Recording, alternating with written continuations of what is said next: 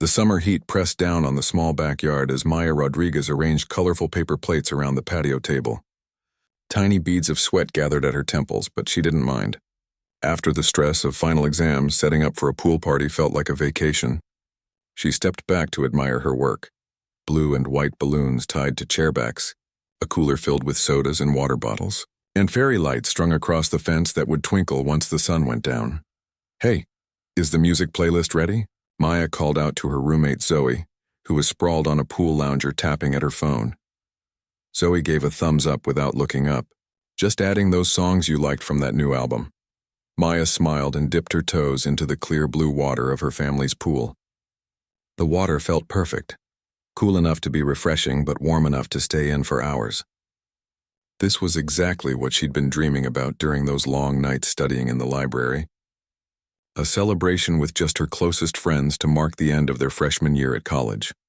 Her phone buzzed with a message from Raj. "We're picking up ice cream on the way." "Chocolate chip or cookie dough?" Maya typed back quickly. "Both," and then added a smiley face. She couldn't believe they'd all made it through the year. Between the impossible biology professor, the roommate drama in the dorms, and trying to balance school with part-time work, there had been moments when she'd wondered if college was worth it. But now, standing in her backyard with the whole summer ahead, she felt a rush of pride. Her parents had left that morning to visit her grandmother 2 hours away. "The house better be in one piece when we get back Sunday," her dad had said with a wink as they pulled out of the driveway. Maya had promised to keep things under control. Just 10 friends, no strangers, and absolutely no messes they couldn't clean up. The doorbell rang and Maya rushed through the sliding glass door to answer it. She found Raj, Danny, and Priya on the porch, loaded down with bags from the grocery store. "We got chips, dip, and 3 kinds of ice cream," Raj announced, holding up the bags like trophies. "Plus these," Danny added, pulling out packets of glow sticks from her pocket. "For when it gets dark."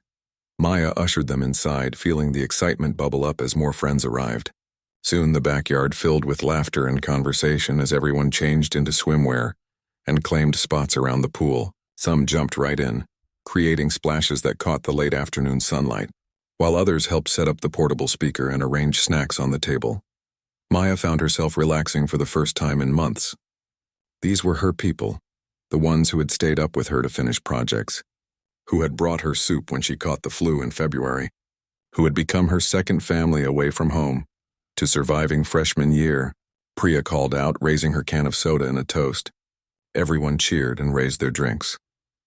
The afternoon slipped into early evening as they swam, played games, and shared stories about the wildest moments of their first year at college. The music played just loud enough to be heard over their laughter, but not so loud that it would disturb the neighbors. Maya had been careful about that. Her family had lived in this neighborhood for years, and she didn't want to cause any problems. Around 7 o'clock, as the sky began to take on the orange glow of sunset, Maya noticed a man standing at the fence that separated her yard from the side street. He was watching them, one hand holding a beer bottle, the other resting on top of the wooden fence. "Looks like you're having quite the party," the man called out, his voice carrying across the yard. The conversations around the pool quieted as everyone turned to look. Maya recognized him as Officer Kendrick, who had moved into the neighborhood about 2 years ago. She had seen him sometimes in his uniform, coming and going from his house 2 doors down. Her parents had pointed him out once, saying it was good to have a police officer living nearby. "Just a small get-together," Maya replied with a polite smile, walking toward the fence but stopping a few feet away. "End of school celebration." Kendrick nodded, taking a long drink from his beer bottle. He was in his mid-30s, wearing cargo shorts and a faded t-shirt that stretched tight across his chest. "Mind if I join you? Been a long week and a swim sounds perfect right about now." Maya felt a flutter of unease in her stomach. This wasn't part of the plan. Her parents had been clear about keeping the gathering small, just her college friends. Plus, there was something about the way Kendrick was looking at them that made her uncomfortable, like he was already claiming a space in their celebration without being invited. "I'm sorry," she said, trying to keep her voice friendly but firm. "It's just a private thing for my college friends. We've been planning it for weeks as our own little celebration." She could see his expression change, his eyes narrowing slightly. "Come on, I'm just talking about a quick swim." I live right there. He pointed down the street. It's not like I'm a stranger. Maya shifted her weight from one foot to the other, aware that her friends had gone quiet, watching the exchange. I understand, but my parents were really specific about who could come over while they're away. I'm sorry. Kendrick's jaw tightened and he took another swig of his beer. Your parents know me? I'm the one who helped when someone tried to break into the Wilsons' place last year. I know, and we appreciate everything you do for the neighborhood, Maya said, feeling increasingly awkward. Maybe another time when my parents are home? For a moment, he didn't respond, just stared at her with an expression she couldn't quite read. Then he shrugged. Whatever. Enjoy your little party. He pushed away from the fence and walked off, his movement stiff with obvious irritation. Maya watched him go, a knot forming in her chest. Had she handled that right? She didn't want to be rude, especially to a neighbor who was also a police officer, but something had felt off about the whole interaction. You okay? Zoe asked, coming to stand beside her. Maya nodded slowly. Yeah, I think so. That was just weird. You did the right thing, Raj said, joining them by the fence. We don't even know him. And he was already drinking.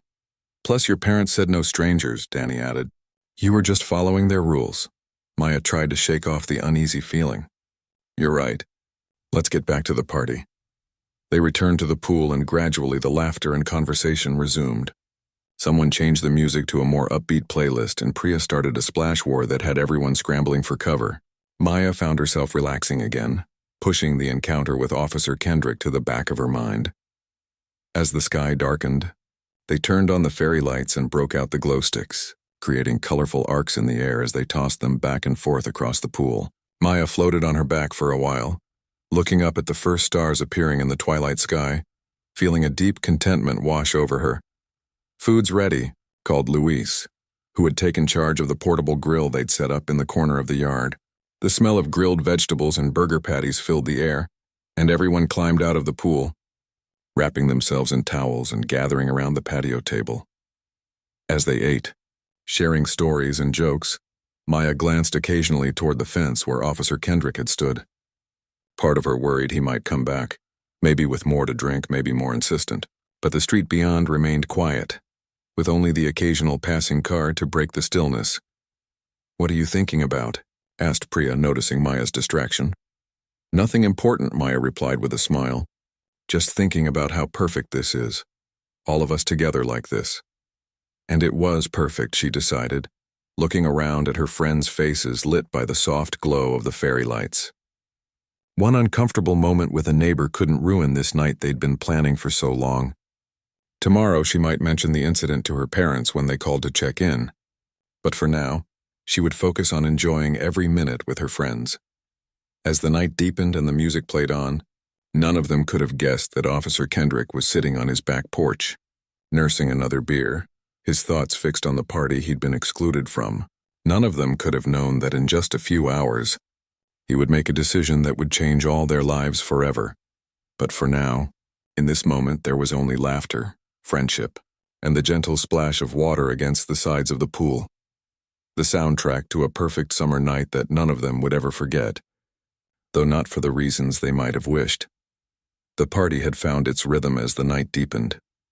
Someone had brought out a deck of waterproof cards and a game had started at the shallow end of the pool. Maya sat on the pool steps, water lapping at her waist, laughing as Raj dramatically accused Zoe of cheating. I saw that card you slipped under your wrist, he shouted, splashing water in her direction. Prove it, Zoe shot back, diving underwater to escape the splash and coming up a few feet away with her dark hair slicked back. Luis stood by the portable speaker, scrolling through song options. Anyone have requests? He called over his shoulder. Maya glanced at her phone. Almost 9 o'clock. They had about 3 more hours before people would start heading home.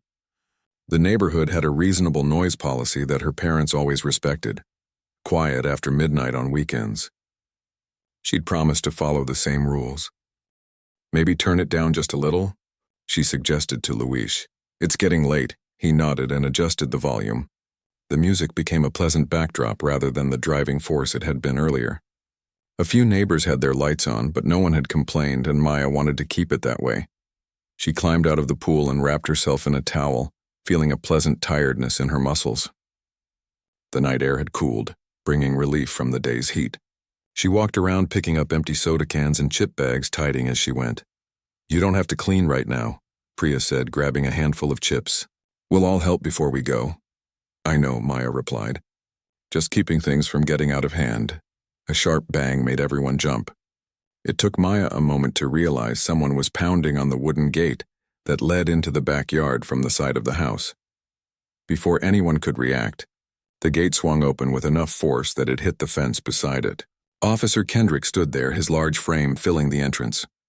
Maya immediately noticed the beer bottle in his hand, not his first, judging by the flush on his face and the slight unsteadiness in his stance. Thought I told you to keep it down, he said, his voice carrying across the yard. The music suddenly seemed too loud in the uncomfortable silence that fell over the party. Louise quickly reached over and turned it off completely. We did turn it down, Maya said, stepping forward. Her heart had begun to race, but she kept her voice calm. I'm sorry if it was still bothering you. Kendrick took a few steps into the yard, letting the gate swing shut behind him. Not just the music. The yelling, the splashing. Some of us have to work tomorrow, you know. Maya noticed her friends exchanging glances. Raj stood up in the pool, water streaming from his shoulders. Zoe moved closer to Danny, who was sitting at the edge with her feet dangling in the water. We'll be quieter, Maya promised. We're wrapping up soon anyway. But Kendrick didn't seem to be listening. He looked around the yard, his gaze lingering on the pool, the scattered towels, the remains of their cookout. Nice setup you've got here. Your parents know you're having such a big party while they're away? Maya felt a flicker of annoyance. They do, actually. And it's just 10 people, my close friends. 10 people is a lot, he said, taking another step forward. Especially when they're being so loud. We really will keep it down, Maya said, trying to sound apologetic while standing her ground. I'm sorry if we disturbed you. Kendrick took a long drink from his bottle, then set it down on the patio table with a thud. You know, I could write up a noise complaint. Official police business. Maya felt her face grow warm. You're not on duty right now, she pointed out, then immediately regretted it when she saw his expression darken. I'm always on duty, he said, his voice dropping lower. That's what it means to wear the badge. Except he wasn't wearing a badge right now, Maya thought. He was wearing gym shorts and a wrinkled t-shirt with a faded logo she couldn't make out. His hair was messy, like he'd been running his hands through it, and his eyes had the glassy look of someone who had been drinking steadily. How about this? Louise said, stepping forward with an easy smile. We'll skip the music for the rest of the night. Just quiet conversation. Kendrick's gaze shifted to Louise, looking him up and down. Didn't ask you, did I? The tension in the air thickened. Maya could feel her friends watching, uncertain what to do. This wasn't just an annoyed neighbor anymore. There was something unpredictable about Kendrick that made her stomach tighten with worry. Listen, Maya said, trying to diffuse the situation. We'll be very quiet, I promise, and we'll be finishing up in a couple of hours. Or I could join you, Kendrick said abruptly, his tone shifting to something that might have been meant as friendly, but came across as forced, since I'm up anyway. Could use a swim. He took another step toward the pool. Raj and Zoe moved back, creating distance. We've actually finished swimming for the night, Maya said quickly. We were just about to clean up and move inside for games. This wasn't true, but she hoped it would give him a reason to leave. Instead, Kendrick laughed, a short, harsh sound with no real humor in it. Don't look like you're done to me, he said, gesturing at her friend still in the pool. Water's still wet, isn't it? He began to walk along the edge of the pool, and Maya saw him sway slightly. She caught Priya's eye and gave a small shake of her head, hoping her friend would understand not to say anything that might make things worse. Officer Kendrick, Maya said, using his title deliberately, hoping to remind him of his position. I understand you might want to relax after your shift, but this is a private party. Just college friends. He stopped and turned to face her. You embarrassed to have a cop at your party, that it? No, that's not it at all, Maya said, feeling trapped by his question. It's just what? He interrupted. Just that you think you're too good to have me around? Think I don't know what college kids do at parties? His voice had risen, and Maya noticed one of the neighbors' porch lights flick on. Great. Now they were disturbing other people too. Nobody said that, Raj called from the pool, his voice steady despite the tension in his face. But it is getting late and we were planning to wind down. Kendrick turned toward him, his movements becoming more agitated. You got something to say to me? Just agreeing that it's late, Raj replied carefully. Maya moved closer to the pool, positioning herself between Kendrick and her friends. She could smell the alcohol on him now, not just beer, but something stronger. Had he been drinking whiskey before coming over? I think it would be best if you went home and got some rest, she said, trying to sound respectful but firm. We'll keep the noise down, I promise. Don't tell me what to do, Kendrick snapped, his facade of friendliness dropping completely. I've been watching this neighborhood while you were still in high school. I know what goes on. He took another step forward and bumped against the patio table, sending Maya's phone sliding across the surface. She reached for it instinctively and he misinterpreted the movement, jerking back as if she'd tried to hit him. Whoa, he said loudly. No need to get aggressive.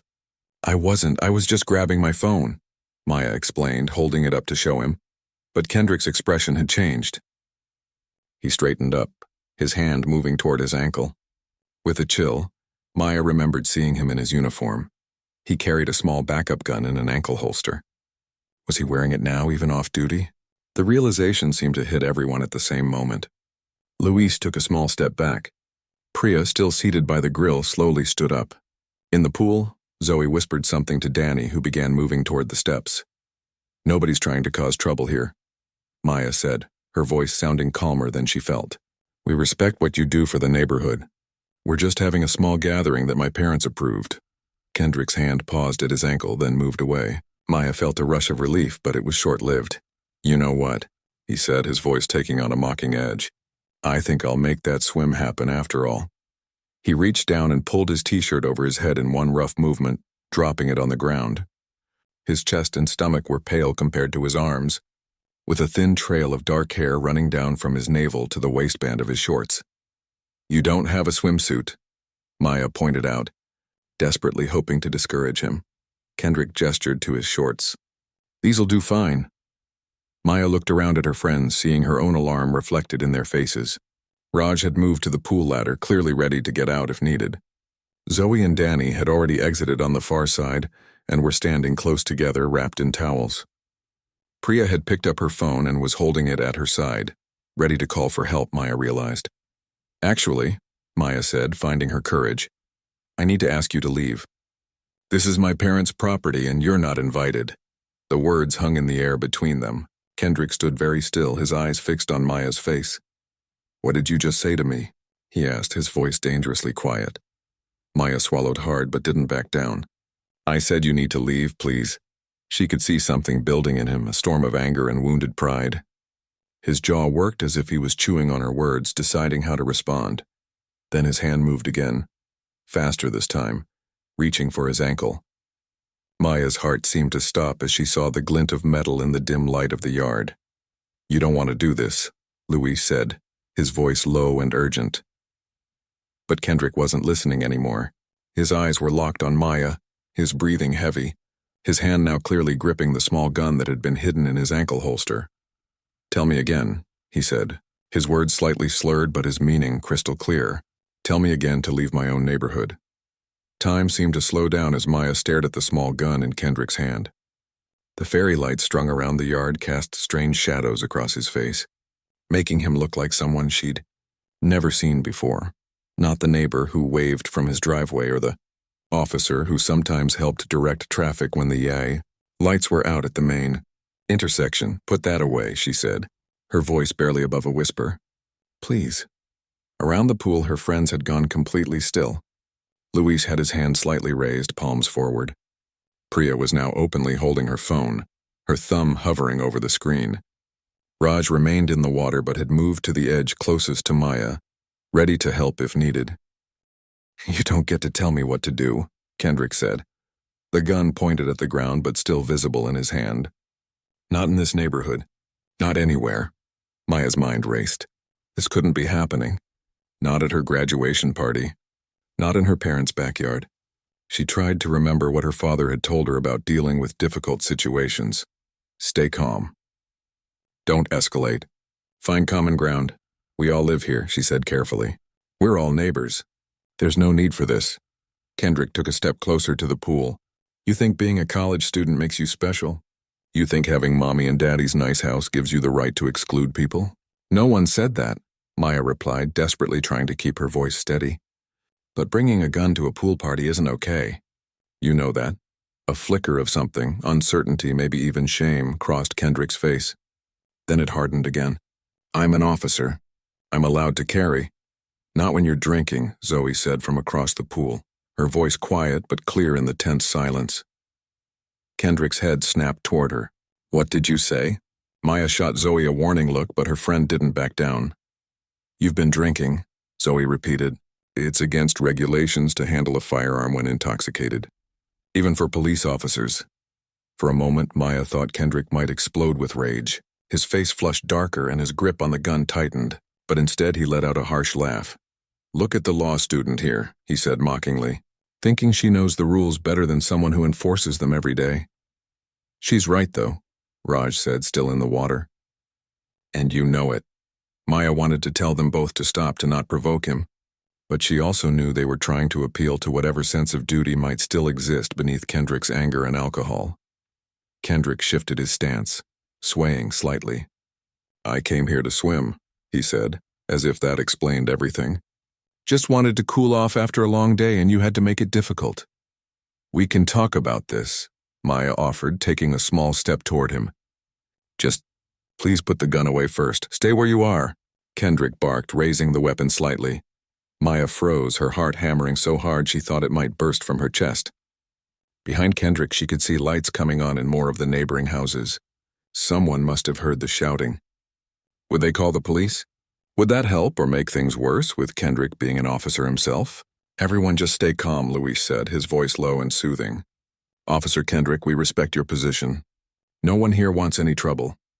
Kendrick turned to look at him, blinking as if trying to clear his vision. Should have thought of that before you disrespected me. Nobody disrespected you, Maya insisted. We just wanted to have a private party. Private, Kendrick repeated, spitting the word like it tasted bad. Always about keeping people out, isn't it? Always about who belongs and who doesn't. There was something in his voice now. A hurt that went beyond tonight, beyond this party. Maya wondered briefly what experiences had shaped him, what rejections had built up over time to create this moment.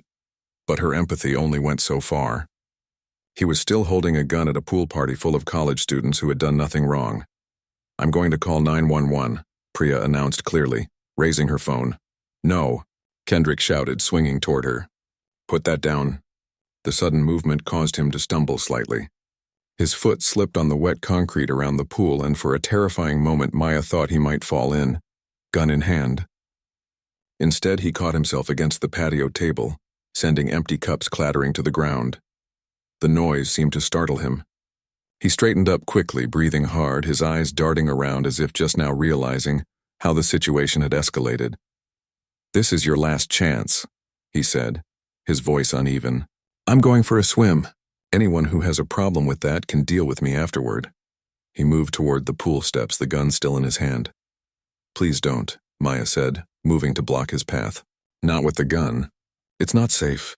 Kendrick stopped, his gaze fixed on her with an intensity that made her want to step back, but she held her ground, knowing that whatever happened next would be determined by this moment. Move, he said quietly. Maya shook her head. I can't let you get in the pool with a gun. Someone could get hurt. Move, he shouted loud enough that Maya heard a dog start barking in a nearby yard. Put the gun down first, she insisted, her voice shaking despite her best efforts. Then we can talk about you joining us. Something changed in Kendrick's eyes, a final breaking point, a decision made. He raised the gun, pointing it directly at Maya. I'm not asking again, he said, time stretched out impossibly. Maya could hear her own heartbeat, the soft splash of water against the pool's edge, someone's ragged breathing, maybe her own. She looked at the gun, then at Kendrick's face, searching for any sign of the reasonable neighbor he had once been. Please, she said softly, this isn't who you are. For a fraction of a second, she thought she saw doubt in his expression. Then Raj's voice cut through the tension. Maya, get down! She didn't think, just reacted, dropping into a crouch just as Raj launched himself from the pool, sending a huge splash of water into the air. The water hit Kendrick's face, momentarily blinding him. Kendrick stumbled back, cursing, wiping water from his eyes with his free hand. The gun wavered in his grip, pointing at the ground, then the sky, then back toward the pool. "You're going to regret that," he sputtered. Blinking rapidly, Maya began to stand, ready to run, when she heard Priya's voice from behind her. "Police are on their way. 2 minutes out!" Kendrick's head snapped up. "You called them?" "You actually called them?" "Yes," Priya said firmly, still holding her phone. "This has gone too far." For a moment, no one moved. Maya could see Kendrick processing this information, weighing his options. Then his face settled into a cold mask. "Fine," he said, his voice suddenly calm. "We'll let them sort this out. But they're going to hear about how you assaulted an officer." "That's not what happened," Zoe protested. "It's your word against mine," Kendrick replied. "And I've got the badge." He took a step backward, then another, as if preparing to leave. Relief began to wash over Maya. Maybe this would end without anyone getting hurt after all. Then Danny spoke up from the far side of the pool. "We have it on video." Kendrick stopped. "What did you say?" Danny held up her phone. "I've been recording. Since you came in with the gun." The color drained from Kendrick's face, replaced by a look of pure panic. "Give me that phone now." "No," Danny said, clutching it tighter. "Step back. I said give me the phone." Kendrick lunged forward, reaching across the pool. Everything happened at once. Danny jumped back. Zoe shouted a warning. Raj surged up from the water. And Maya, seeing Kendrick's balance falter as he stretched across the pool's edge, instinctively moved forward to stop him from falling in. Her hand touched his arm just as he swung around, the gun still in his grip. Their eyes met for a split second, his wide with surprise and anger, hers with determination and fear. The sound was deafening in the small backyard. A crack that seemed to split the night air. Maya felt something hot tear through her shoulder, a stinging sensation that quickly bloomed into searing pain. The force spun her backward, and she stumbled, her feet slipping on the wet concrete. Then she was falling, the world tilting around her. The last thing she saw before hitting the water was Kendrick's face, a mixture of shock, horror, and something that looked almost like regret. The water closed over her head, muffling the screams that erupted from her friends. Pain radiated from her shoulder, and she could see a cloud of red billowing around her in the clear blue water. She tried to kick, to push herself to the surface, but her body wouldn't respond properly. Just as her lungs began to burn for air, she felt strong hands grabbing her, pulling her upward. She broke the surface with a gasp, coughing and sputtering, the chlorinated water stinging her eyes and the wound in her shoulder. It was Raj who had pulled her up, his face tight with fear and determination. Together with Luis, they dragged her to the shallow end, carefully lifting her to sit on the pool steps. "Stay with us, Maya," Zoe was saying, her voice sounding strangely far away. "The ambulance is coming. Just stay with us." Maya tried to focus on her friend's face, but the edges of her vision were growing dark. She was vaguely aware of Priya pressing a towel against her shoulder, of the hot, sticky feeling of blood soaking through it, of Danny still filming, capturing evidence they would desperately need later. And at the edge of the yard, partially hidden in shadows, stood Kendrick, the gun now hanging limply at his side, watching as the life he had known began to crumble around him, all because of one terrible decision on a warm summer night. The hospital corridor was too bright and too quiet at the same time. Maya's father, Gabriel Rodriguez, sat with his head in his hands, his shoulders curved forward as if bearing an invisible weight. Beside him, his wife Elena stared straight ahead, her eyes fixed on the closed door of the operating room where their daughter had been for the past 2 hours. "We should never have left," Gabriel said, his voice rough from hours of stress and unshed tears. "We should have been there." Elena reached for his hand, gripping it tightly. "Don't, this isn't our fault." "I knew that officer had problems," Gabriel insisted, shaking his head. "Everyone in the neighborhood talked about his temper, how he'd had issues at work. I should have warned Maya specifically about him." "She's going to be okay," Elena said, though the tremor in her voice betrayed her fear. "The doctor said the bullet went through cleanly. No major arteries." Gabriel nodded, trying to take comfort in those words. But the image of his daughter, pale and unconscious on a gurney, blood soaking through the hastily applied bandages, kept flashing through his mind. They had arrived at the hospital just as Maya was being rushed into surgery, barely able to touch her hand before the medical team whisked her away. At the far end of the corridor, The double doors swung open. Raj and Zoe walked in, followed by Priya and Luis. Their faces were drawn with exhaustion and worry. Priya carried a cardboard tray with coffee cups while Luis clutched a plastic bag that looked like it contained clothes. "Any news?" Raj asked as they approached, his voice hushed in the quiet hallway. "She's still in surgery," Elena replied, attempting a small smile. "Thank you all for coming back." They had been at the police station for hours giving statements about what had happened. Now they gathered around Maya's parents, a protective circle of support. "We brought you coffee," Priya said, offering the tray. "And Luis picked up some clean clothes for Maya when she's ready to go home." Gabriel nodded gratefully, taking a cup but not drinking it. "The police told us some of what happened," he said. "But I still don't understand. How did it escalate so quickly?" The friends exchanged glances, an unspoken agreement passing between them about how much to share with Maya's already distraught parents. "He'd been drinking," Raj said finally. "Officer Kendrick. He came to the party earlier, and Maya politely told him it was just for college friends. He seemed annoyed but left. Then he came back later, more intoxicated and insistent. He had a gun," Zoe added quietly. "A small one in an ankle holster. He kept reaching for it whenever he felt challenged." Elena pressed a hand to her mouth, stifling a small sound of distress. "And he just shot her deliberately?" "No," Luis said quickly. "It wasn't like that.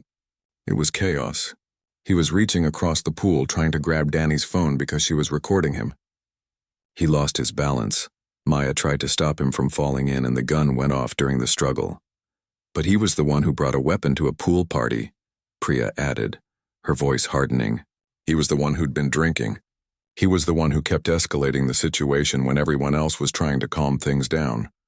Gabriel ran a hand over his face. "Where is he now?" "Kendrick?" "They arrested him at the scene," Raj said. "He didn't resist. Just stood there in shock until the other officers arrived." A heavy silence fell over the group.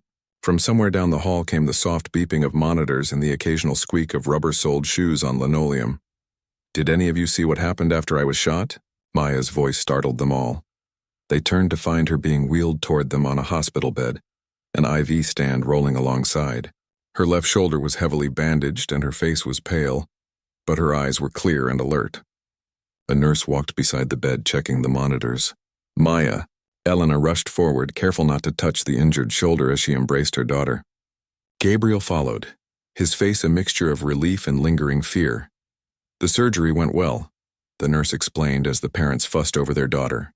"The bullet passed through the soft tissue of her shoulder without hitting bone or major blood vessels. She was very lucky."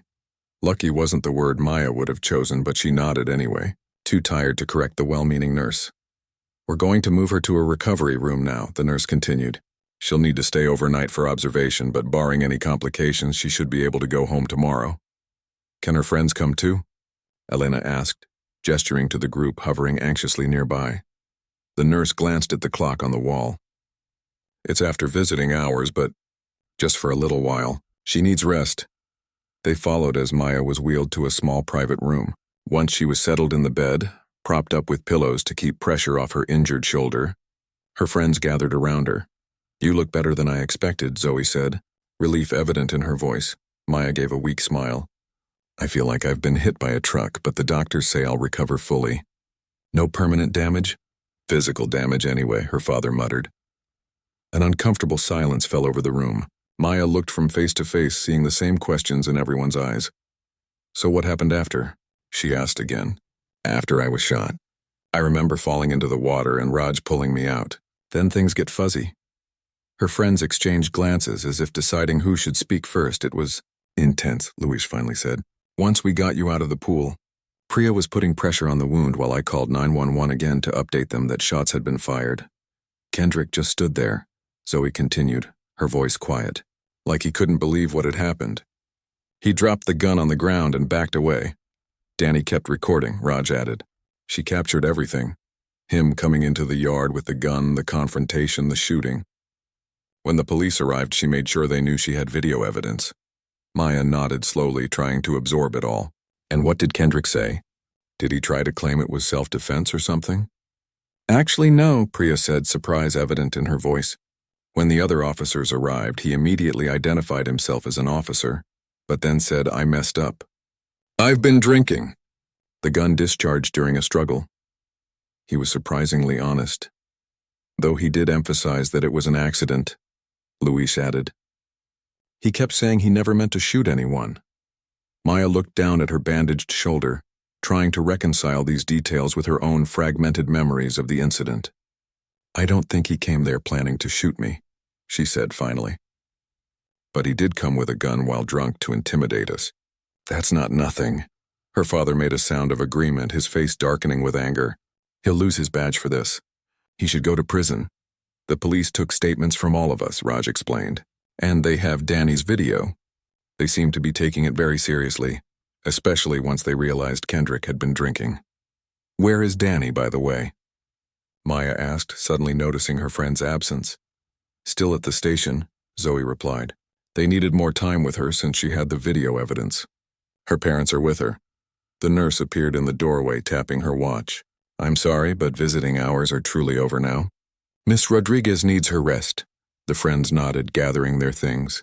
Each gave Maya a gentle hug before leaving, promising to return in the morning. Her parents insisted on staying, the nurse arranging for a reclining chair to be brought in for one of them to sleep in. As the room quieted, Maya found herself alone with her thoughts and the steady beeping of the heart monitor. The pain medication was making her drowsy, but her mind kept replaying fragments of the night, the surprise on Kendrick's face when the gun went off, the shocking cold of the water as she fell backward, the fear in her friend's eyes as they pulled her to safety. Try to sleep, Misha, her mother urged, stroking her hair gently. Tomorrow will be better. Maya wasn't so sure about that. Tomorrow would bring police interviews, perhaps lawyers, definitely more pain as the medications wore off. And beyond that, how would she feel about returning to her home, to the pool where it happened? The story broke on the morning news. Off-duty police officer shoots college student at pool party. Maya's phone, rescued from the poolside table and brought to the hospital by her parents, buzzed constantly with notifications and messages from concerned friends and relatives. By afternoon, it had gone viral. Clips from Danny's video, carefully edited to show Kendrick's aggression without the graphic moment of the shooting, appeared on news sites and social media.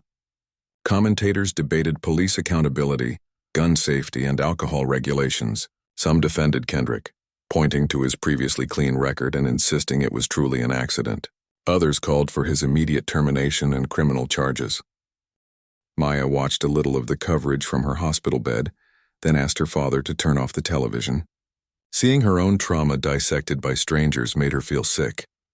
There's a crowd of reporters outside, her mother said, peering through the window blinds. The hospital security is keeping them away from the entrance. I don't want to talk to any of them, Maya said firmly.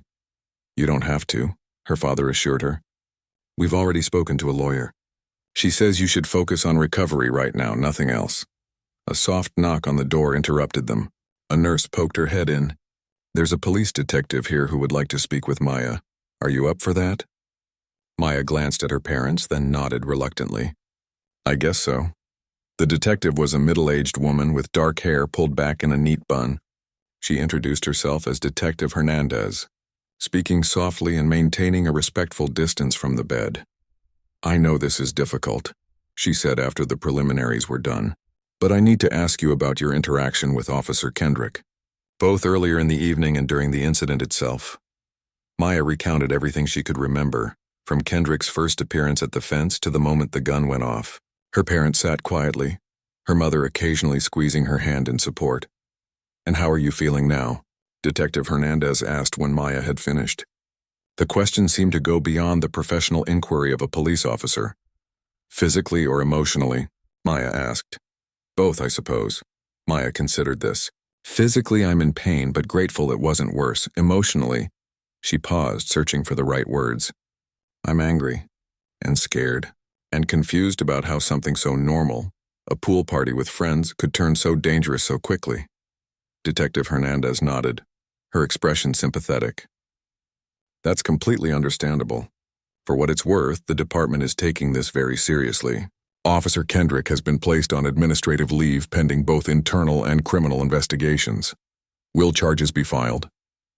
Gabriel asked. That's for the district attorney to decide, Hernandez replied carefully. But based on the evidence we have, including the video and Officer Kendrick's own statements, I would be surprised if there weren't consequences. After the detective left, the room fell quiet again. Maya's mother helped her eat a little of the hospital lunch, though neither of them had much appetite. "What happens now?" Maya asked as her father arranged the pillows to help her find a more comfortable position. He sighed, the weight of everything evident in his expression. "Now you heal, and we take each day as it comes." But Maya knew it wouldn't be that simple. Nothing would be simple anymore. Not returning to their house, not facing the neighbors, not seeing police officers on the street, not even swimming in their pool if she ever wanted to again. A text message from Zoe lit up her phone screen. "We're all here for you. Whatever you need." Maya stared at those words, drawing comfort from them. Her friends had been there during the worst moment of her life. They had pulled her from the water, stopped her bleeding, provided evidence of what really happened. They wouldn't abandon her now. Outside her window, the afternoon sun cast long shadows across the hospital grounds. Somewhere beyond those walls, Kendrick was facing his own consequences. His life forever changed by a moment of drunken anger and poor judgment. And across the city, in neighborhoods just like hers, other parties continued. Other encounters between citizens and police played out, most without incident, but each carrying that potential for sudden, life-altering conflict. Maya closed her eyes, letting the medication pull her toward sleep. Tomorrow would indeed come, bringing with it pain and healing, questions and perhaps some answers. But for now, in this moment, she was alive, and that would have to be enough. 6 months had passed since the night of the shooting. The weather had turned cool, trees shedding their leaves across the Rodriguez family's backyard. The pool had been covered for the season. A dark blue tarp stretched tight across its surface like a wound that had been bandaged but not yet healed. Maya stood at her bedroom window, looking down at that covered pool. She rubbed her shoulder absently, feeling the raised scar tissue beneath her sweater. The physical pain had mostly faded, replaced by occasional stiffness and a lingering sensitivity to cold. The doctors said that would improve with time. Her phone buzzed on the desk behind her. A text from Raj. "We're outside whenever you're ready." Today was the preliminary hearing in the case against former Officer James Kendrick. The district attorney had filed charges 3 months ago, assault with a deadly weapon and misconduct while in possession of a service weapon. Not attempted murder, as some in the community had demanded, but serious charges that carried the possibility of prison time. Maya took a deep breath and picked up the small notebook where she'd been drafting what she might say if called to testify. She hadn't been sure she wanted to speak at all, but her therapist had suggested that finding her voice in the proceedings might help with her healing process. Downstairs, her parents were waiting in the living room. Her father stood when he saw her, concern etched in the lines around his eyes. "You don't have to do this," he said, not for the first time. "The video evidence is strong. Your friends' testimonies are enough." "I know," Maya replied, "but I want to be there. I need to see it through." Her mother nodded in understanding, though worry was evident in her face too. "Your friends are outside. Raj, Zoe, and Priya came to support you." Maya felt a rush of gratitude.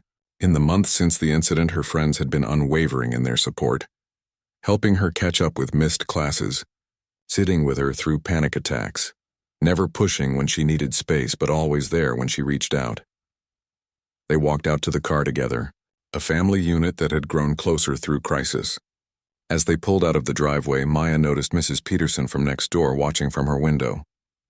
The neighborhood had changed too. Some neighbors had rallied around the Rodriguez family, bringing meals and offering help. Others had grown distant, uncomfortable with the media attention or unsure whose side to take in what had become a polarizing local issue. Raj, Zoe, and Priya were waiting in Raj's car at the curb. They would follow the Rodriguez family to the courthouse, a visible show of solidarity. "How are you feeling?" Zoe asked when Maya rolled down her window. "Nervous," Maya admitted, "but ready." The drive to the courthouse took 20 minutes, the last 5 spent navigating around news vans and a small crowd of protesters. Some held signs supporting police accountability, others defending law enforcement more broadly. Maya kept her eyes forward, trying not to read the messages. Inside, the courthouse was cool and echoing, their footsteps loud on the marble floor as they were directed to the appropriate courtroom. Maya's parents stayed close on either side of her, a protective barrier. Her friends followed a few steps behind, their presence a comfort.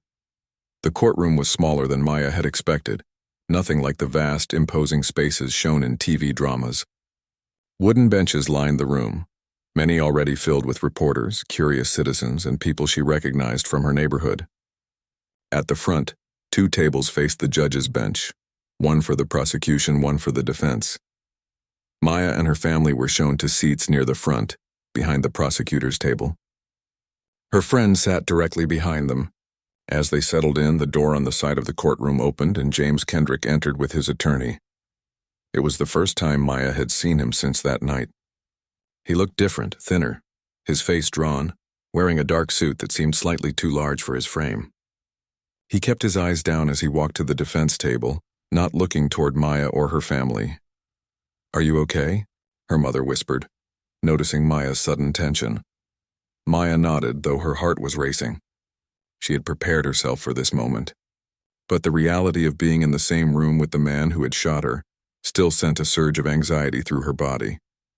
The proceedings began with formal introductions and statements from both attorneys. The prosecutor, a woman in her 50s with short gray hair and sharp eyes, outlined the case against Kendrick clearly and directly.